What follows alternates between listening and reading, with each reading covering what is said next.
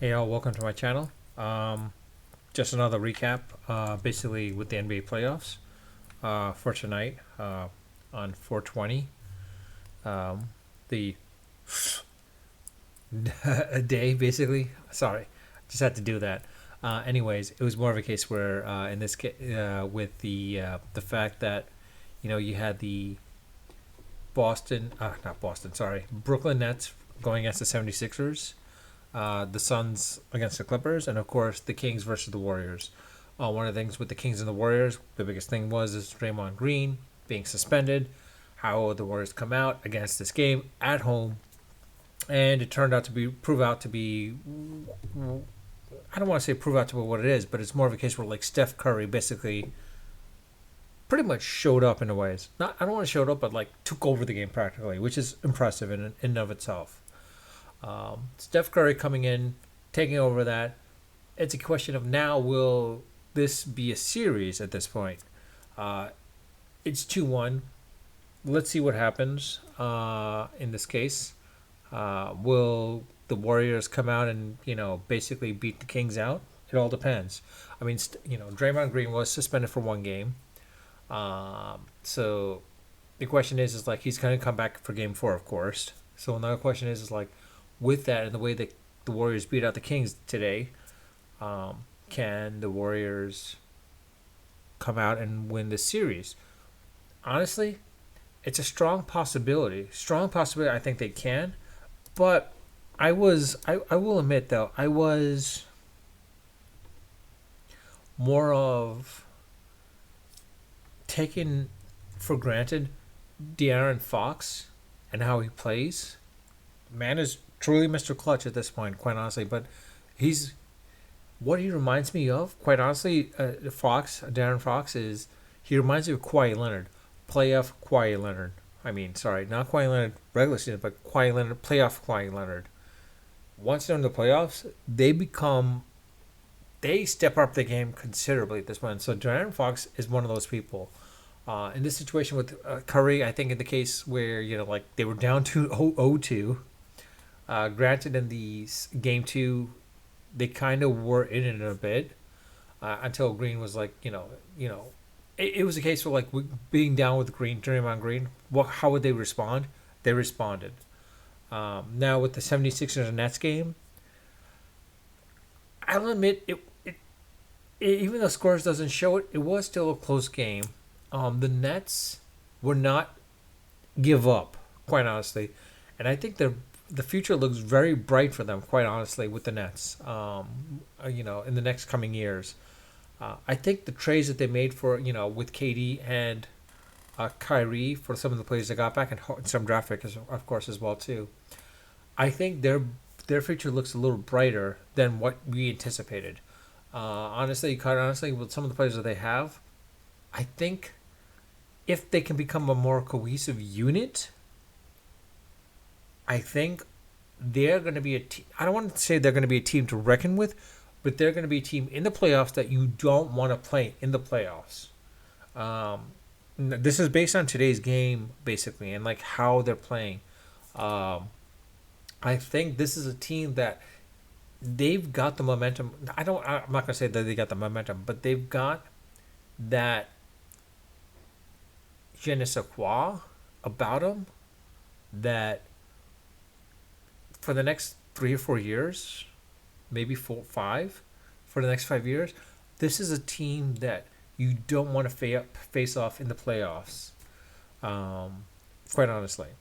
Now with the Suns and Clippers game, I mean, this is a game where Kawhi Leonard was going to be out for an injury because of a knee injury and all that stuff. So like I was like, all right, you know what, the Suns are going to win this game. It's going to happen. But honestly, it was still a close game.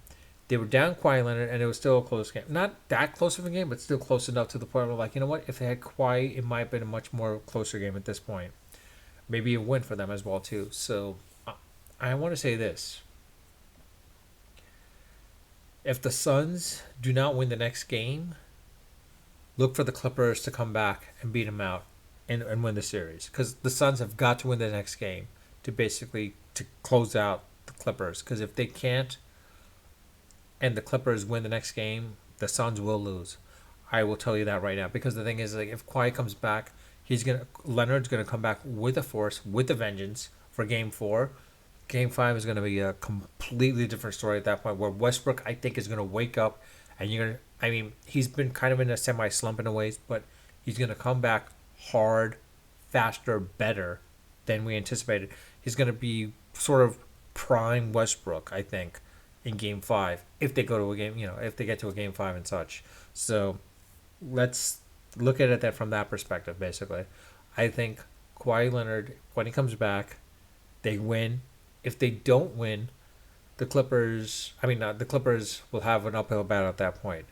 So look for the Suns to try to win that Game 3. But I think Kawhi Leonard comes back with a vengeance in Game 3.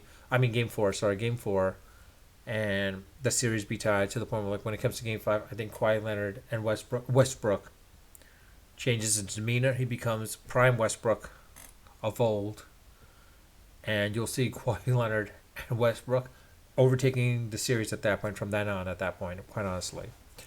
Um, but that's for these playoff games. Tomorrow's game, of course, it's a whole different story. It's a case where I don't know what's going to happen with the with the with the Knicks and Cavaliers. Everyone says, "Oh, no, they've got it, they've got it." The Knicks at Madison Square Garden, with the Knicks fan, it's going to be unbelievable.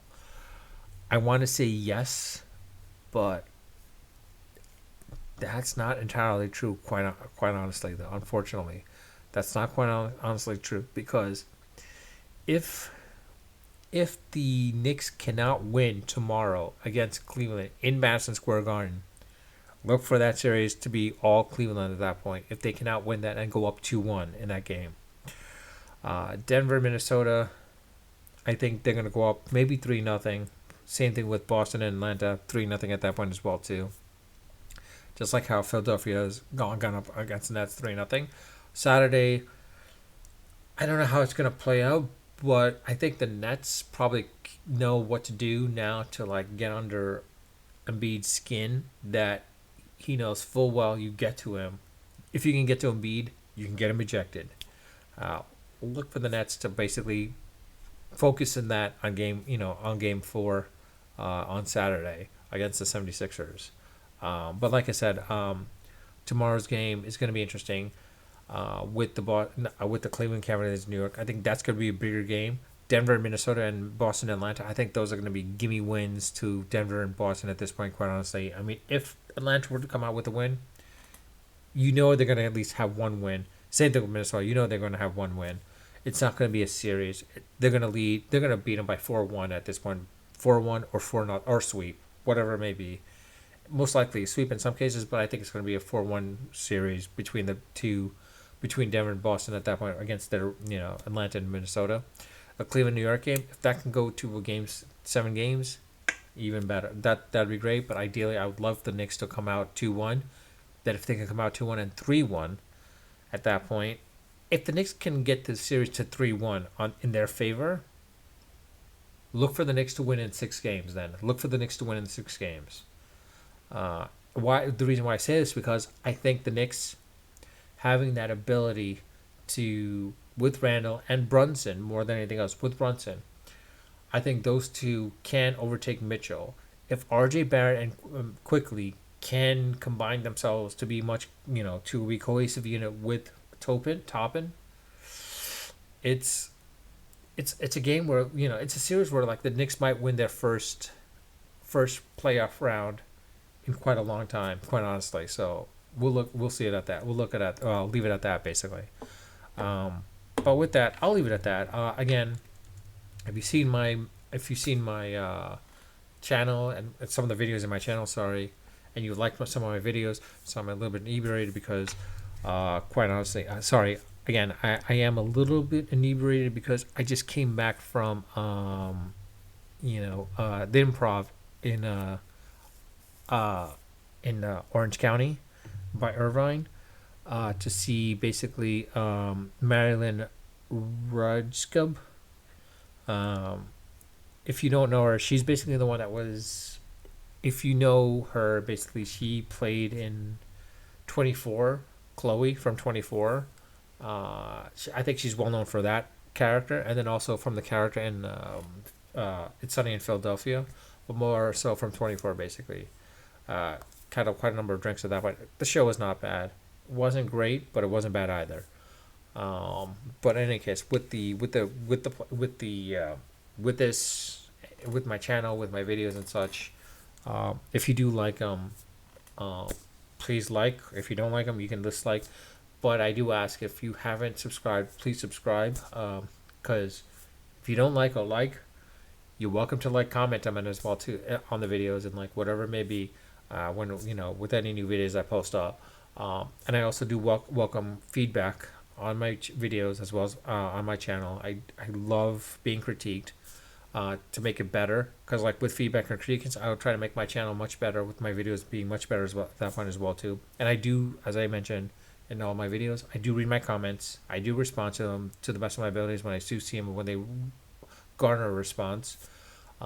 Hell, even when people like try to do a flame war with me, I still respond to my news as well too. So you're welcome to respond to my respond to me, or leave a comment like I said, with that. But I'll leave it at that. Again, please subscribe, like or dislike. I asked you don't turn on the notifications just yet, because like I don't believe I'm notify worthy. My videos are notify worthy just yet. When I get the feedback and critiques, then I'll let you know to turn on the notification bells. But with that, I'll leave it at that. Unfiltered, unedited, and unrehearsed. Until next time.